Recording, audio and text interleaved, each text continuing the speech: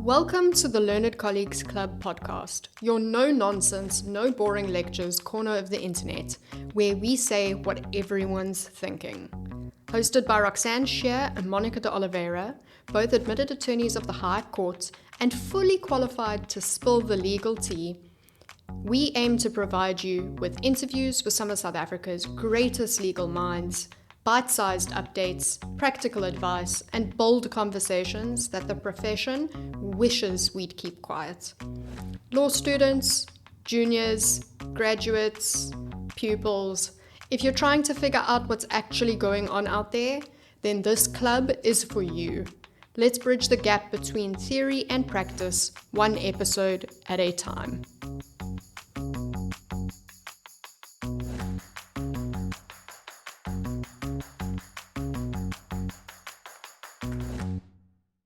So Mónica, it's been a long time since we recorded a podcast episode. Yeah, I'm looking forward to being back, I must be honest. I think a lot of things have been happening in the background, so this is all very, very exciting. Yeah, so obviously we've recorded podcast episodes before, didn't really end up taking off, but hopefully we are off to a better start this time around, less busy with articles. So why don't you just tell our audience a little bit about yourself, give us a bit of a brief overview of your life, dreams and aspirations. So I think to save time, I'll keep all my dreams to myself, my life aspirations. But just as a brief background, so my name is Mónica de Oliveira. I was a Wits student, got my LLB from Wits and a unhelpful degree, a master's in Portuguese, a lot more fun than an LLB, I'll be honest. And I was admitted this year in March 2025, actually, and I'm currently working at Right Attorneys Incorporated. Roxanne? So just a little bit about myself. I studied at Tux. I did a Bachelor's of Arts in Law and I majored in Psychology and Law. Also equally as unhelpful, Mónica, I might add. And I finished my LLB at Tux as well, did my articles in Cape Town, and I was admitted as an attorney and practiced as an attorney for about 2 years. I'm currently no longer practicing, and I have devoted myself full time to EduLaw and this podcast. One of us has to unfortunately keep working with a proper job. That person, Mónica. Someone has to stay in. Yeah. Yeah, so I'm currently fun employed, getting to just devote a little bit more time to this and see if we can get it up and running and off the ground. So those are a little bit of my dreams and aspirations. Because you're no longer practicing, you can have dreams and aspirations. Exactly. So Mónica and I have obviously got quite a bit of experience, practical experience in litigation and commercial law. So hopefully through this podcast and the EduLaw platform and our newsletter, we can kind of provide our learned colleagues with a little bit of insight, tips and tricks, etc. But more on that to follow. Today's episode is actually just really fun and a little bit of an introduction into what we are about. Today we're going to be basically just talking about the 5 things both of us wish we had known before we started our articles. Mónica, you might as well just kick us off there. So I think you could have 100 conversations with candidate attorneys, but I don't think you really understand or get to grips with what it is to do your articles until you're really in it. You're really in the thick of it.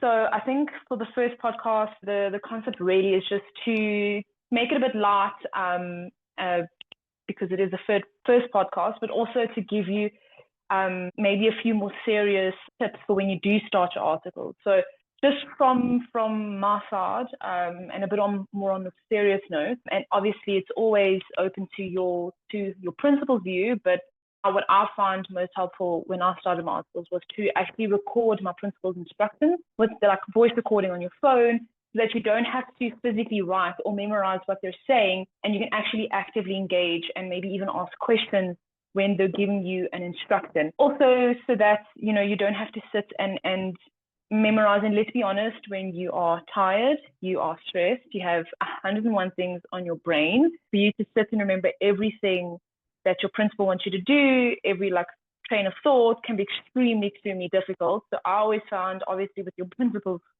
consent, that recording instructions or dictations or conversations about specific matters can sometimes be a lot easier than trying to like scrape everything down and just memorize. I agree. I think that's such a good tip as well for anyone starting out. It kind of also lends itself to one of my things that I kind of wish I'd known. Also a bit of a helpful tip that I'd received from a colleague when I was doing my articles, and that was to actually record yourself while you're doing court appearances. It's like a really great way to see what you're saying in court and whether or not there's anything specific you need to be working on or where you could improve.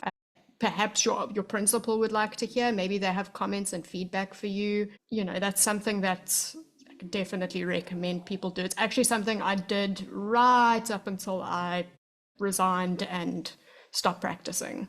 I'm not sure if it's something you do or considered Yeah, doing. no, I definitely, no, I always, when it comes to like court appearances and just for myself, and especially when you have a good court appearance, sometimes it's nice to just go back and listen to what you did, what was said. And also the nice thing about being able to record it is if you make a mistake, you can learn from that mistake. Because another tip I found helpful, and it's still something that I'm still trying to implement now in my daily practice, is just the understanding that it's okay to make mistakes. Obviously, there are a lot of mistakes that have very horrible consequences because they tend to have financial consequences for your clients, which no one ever wants. I think the most important thing is that every mistake you make, small or big, the most important thing, and it may hurt your pride or obviously get you into a lot of trouble, but is to take accountability and then be a part of the solution.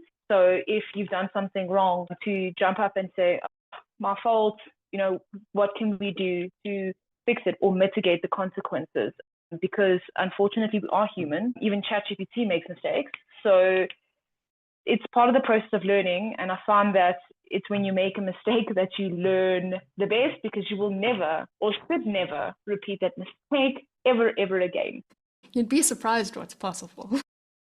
Yes, that's like, as I said, should. I was going to say you won't, but I mean, I think should is a more accurate word. No, that's true. I think also just on what you said there, being able to take accountability, I don't think it's a skill that many people are able to, many people are able to follow. Unfortunately, you know, a lot of people feel shame when they make a mistake. And I really feel like when you are an article clerk and you're starting out, you need to be comfortable with the fact that you're going to make mistakes. You don't know everything. And you just unfortunately need to be really comfortable with the fact that you're going to make lots of mistakes, and you need to, in order to fix them, sometimes you got to own up to it. Say, unfortunately, I was the one that messed that up, and this is the solution that I offer. Yeah. And I think part of that goes hand in hand with and I know it's easier said than done, because I mean, I'm sure everyone in the profession has heard horrible war stories about working environments, principals that are less than helpful. So whilst I do advocate for asking your principal questions, clarifying questions, and not just your principal, but other colleagues in the field, other people that work at your firm, and sometimes even being in that firm is very cutthroat, but it's really important for you to make sure you answer all of your questions and you ask your principal, no matter how stupid the question seems, and regardless of whether you know you're going to get lambasted or not, because the most important thing, again, and maybe from a personal perspective, is to cover yourself, you know, so that, you know, and should something go wrong, you could always turn around and maybe it's not the best line of thinking, but to be able to say, I asked all the questions I possibly could. I did everything I could to avoid this mistake, and it was unavoidable. So I think importantly to learn, ask the questions, even the stupid questions. You'll be surprised at how people miss the small details. So it's important that everyone that works in the matter gets a full picture. So I'm going to just jump into the next one that I have written down here, and that is you need to be polite to everyone. Court officials, registrars, security at court, colleagues. Like, you never know when you're going to have an urgent favor or when you're going to need a little bit of grace. Monica's clapping. You guys can't see it, but she's clapping at me. She couldn't agree more. As I was saying, you just never know when you're going to need an urgent favor or even grace. You know, you could be indexing and paginating a court file and it's now 1 o'clock and you need an extra 5 minutes and you don't want security to, escort you out. We've been there. It's happened. I think sort of flowing on from that, the whole be sweet, be kind to court officials because it does not do you any favors to be rude. I have seen people get kicked out of the clerk's office and told never to come back because they were too pushy, they were too abrupt, they didn't accept the lousy answer that the clerk gave them. And so just carrying on from that, and this is more a practical element. I think the next two of my sort of tips are going to be more practical and a bit funny and unfortunately very true. So from my experience, I have like a work bag and have a court bag because in the court bag, I have an entire reserve of stationery. So I always carry extra stationery, file fasteners, paper clips, a punch, a stapler, because you actually never know when you're going to show up at court and you're going to, the court is going to lose your court file on the day of your trial and you'll have to create a duplicate court file at court on the fly. And that's file fasteners, that's punch, that's everything that you could possibly need to create a court file from absolute scratch. We had to do it, and we had to use our witnesses bundle to create a duplicate court file, and then I had to go and do a lost court file affidavit about how the court lost my file before trial, on the day of trial, go to Postnet, print it, have the opposing attorney commission it for me, and then somehow we still had to go back to court 5 times for the same trial for arrear levies over a period of a year, but now it's at least done. Always keep extra stationery with you because you never know when you have to index, paginate, when something's missing, when something's not stapled or punched. So please, stationery, extra stationery is a must. Also, just court files going missing. That is a reality. If you didn't know that is a thing that happens in our court system, it happens. It happens constantly. It's a daily thing. You will have to make a duplicate file at some point in your career. You will. Yeah. If that's not the first thing you get sent to do at court, I don't know. I mean, this kind of ties in a little bit. No court really functions the same. Yes. Oh my gosh. They all have their own practices, procedures, practice directives. And if you're looking for them in written form somewhere, good luck. Good luck. They don't exist. They don't exist. They don't exist. And yes, you might find a practice directive online. You might find the practice directive online. That doesn't mean that it's the version that's in use. Or that even if it's the latest version, that the court uses it, because it's up to the clerks and the registrars to use it. I mean, we have a regional practice directive for regional magistrates court in South Africa, and I don't think I've ever seen any regional court apply it strictly. If you're thinking that you want to ask for a practice directive of a court and someone's going to give you something, good luck, because it doesn't actually exist. Just keep that in mind. Have you got our next one? So again, it's a bit of a funny one, and it's very, very practical, and it's South Africa, so it shouldn't be surprising, but people forget all the time. The courts are public spaces, even Joburg High Court, especially the magistrates court. When you start your articles and you have to even just go up to file and issue documents for court, you're going to see all sorts of wonderfully colorful individuals at the court. So just keep in mind that the general public in South Africa, nothing is really sacred. So if you go to a court, please do not be surprised if there are no toilet seats and there's no toilet paper in the bathroom. So just especially for certain groups of people, please carry tissues and please just take sanitizer, because there's also never any soap. I don't know how people steal toilet seats, but apparently they walk out of the courthouse with toilet seats. There's no toilet paper, no toilet seats, and there's no soap. So it's tissues and sanitizer will be your best friend, especially when you have to stay an entire day, only to speak to the clerk for 5 minutes at the end of the day. And so just please, tissues, sanitizer, soap, because it'll save you Essentially, you need to be prepared for anything. for everything. And Literally. everything. Yeah. So, I mean, as Monica said, like courts, you're not going to have, they often don't have toilet seats or toilet paper. And I mean, yeah, I've seen that. That is true in some of the most rural courts I've been to, and also some of the ones that I've actually seen in Belleville and Cape Town, which is not so rural. So essentially, as a candidate attorney, in all likelihood, you're going to be doing a lot of court appearances if you aren't already doing so already as a CA. And you're going to probably have to go to some really weird and wonderful courts and locations. I've had an appearance in Bishop Lavis. That's fun.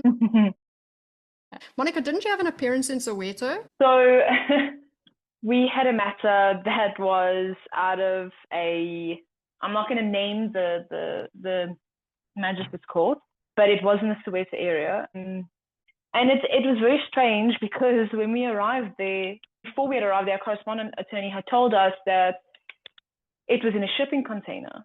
And I thought she was joking. So when we arrived there for the variation of the court order, or it was in a divorce matter, it was in a shipping container. And it was one that was falling apart. From remember correctly, the air conditioning unit, which fell just outside the fence of the magistrate's court, had been stolen off of the shipping container. But the thing that I found most unusual was that,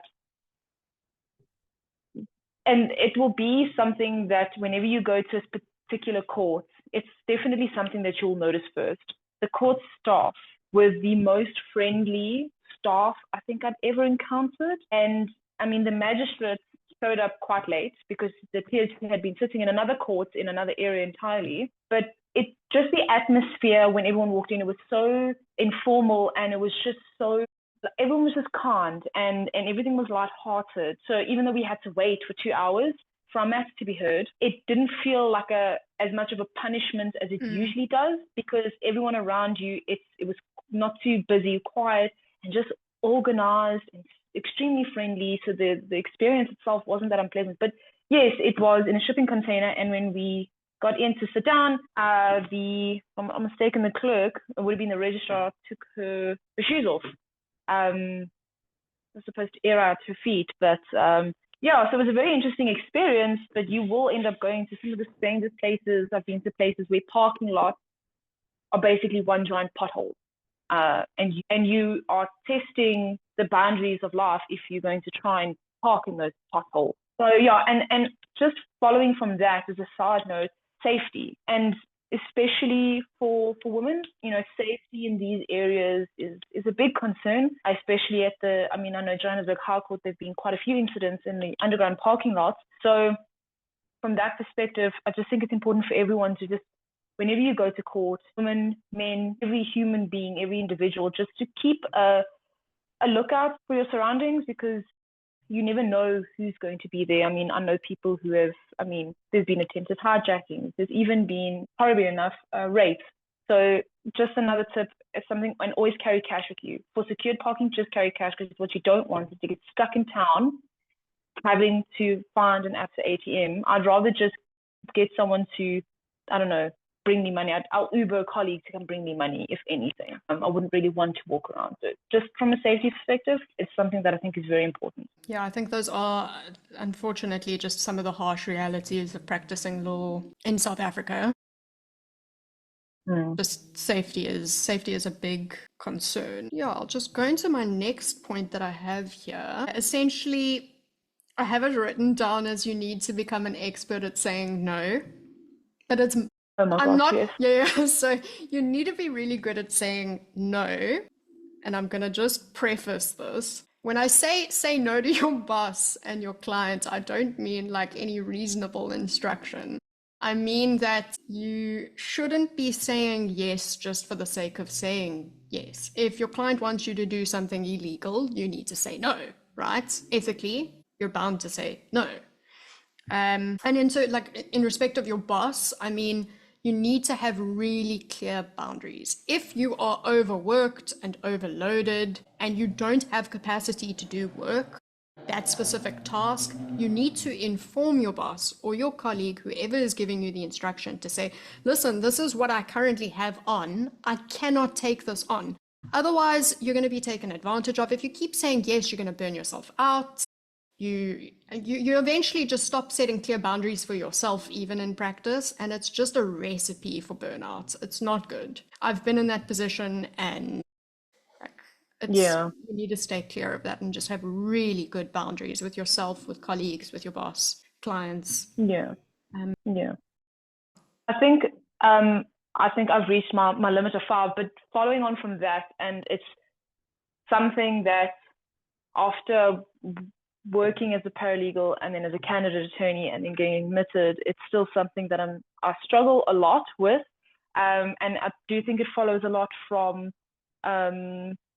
the last point that you've mentioned, Rox, and it's about prioritizing self-care. And I've spoken to a lot of colleagues about this, and even my poor therapist, who must think I'm absolutely crazy. But, the concept of self-care is so foreign to everyone. And self-care doesn't have to look like sitting in front of the TV and allowing yourself to be brain dead while watching a show. It's more about actively doing something, and the way I see it is actively doing something that takes your mind off of all the stresses of the day, that is also in a way productive. So like, for instance, an example of my version of self-care is, and maybe it's specific to me because I have a phone that has a pen. So instead of sitting on playing games on my phone or sitting on social media, what I like to do is color in on my phone, like a coloring in book. It's therapeutic, it's distracting, or for instance, reading a book. I know reading is quite difficult for a lot of people because, people used to say to me, oh, you'd be amazing as an attorney because you can read so much. But there's a huge difference between reading for pleasure and reading for work. The one is fun, the other one is painful. And I know a lot of people get so tired at night they don't have time to read, but even like 2, 3, 4 pages of a book, something that is productive, distracting, and that you enjoy. I know it's a lot easier said than done. And I think it's important just for everyone to just keep in touch with yourself, the state you're in, and try to practice self-care as best as possible, although so many years on, and I still haven't gotten the hang of it. In practice as well. Even now, I forget to have lunch. Oh my gosh, bane of my existence. Every day, I never have lunch. And you wonder, where is this headache from? Oh, I haven't had any water today. I haven't eaten. Maybe that's where the headache is from. Yeah, maybe it's because I'm not looking after myself. I think I've also reached my 5 limit cap. My last point was actually that specifically as a candidate attorney, but even for junior attorneys, you're going to have a lot of questions. And sometimes your principal is not going to be the one you want to ask this question to. Perhaps in your mind, it's a question that you think is stupid, or perhaps it's in an area that your principal doesn't practice in, so they actually can't assist you. Get yourself on a WhatsApp group with legal professionals. We have our own group, but there are other groups that you can join. I don't know about Johannesburg, but the Cape Town Candidate Attorneys Association, CTCAA, have a group. They've got a few. But yeah, like I said, the Learned Colleagues Club has its own community. We'll include the link in our show notes and in our bio, and you guys can basically just join the group from there. We've also got a QR code that's on our website if you want to go and have scan the code if that's a little easier. But essentially, it's just a community where we've got subgroups. Some of the subgroups includes the Careers Corner, where we post a few job postings. We've also got the Practical Q&A Hub. Essentially, you can ask any question that you might have in legal practice, and we try our best to answer as many questions as possible. And Monica, do you have anything you want to add? So I think, so something I just wanted to add, I know of a lot of people who haven't really joined WhatsApp groups, and I'll be honest, I think 90% of the WhatsApp groups I've joined are actually legal WhatsApp groups, and I found that they're extremely helpful. Look, not everyone answers your question, unfortunately, as candidates will come to realize, and junior attorneys and attorneys in general know, it's a very hectic busy profession. So sometimes you'll only look at your phone once a day if you've got enough work. And you don't really have a chance to look at your colleagues' questions, which is why at least being a part of a platform like EduLaw, at least our WhatsApp group and our WhatsApp community as well, which like Roxanne has already said, has subgroups.